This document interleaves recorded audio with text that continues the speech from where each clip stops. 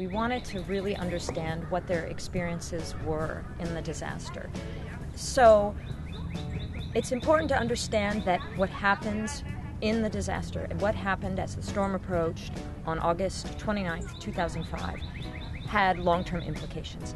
And what we found were some children and their families had enough resources, access to transportation, places to go outside the city, social networks, people they were connected to, so they could safely evacuate prior to Katrina making landfall. And that was very important.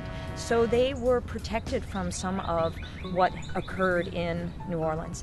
They found themselves, often some children, in secure, safe settings with people they knew, and they knew that they were safe and their family members were safe.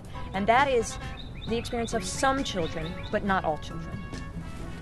So we did also in our sample have children and youth who were left behind literally in Katrina, that they were here in the city of New Orleans, which about 80% of the city flooded in Katrina, and these were the children who had the most harrowing and heartbreaking evacuation experiences, that sometimes they were in the city for days trying to figure out how they were going to be transported out of the city.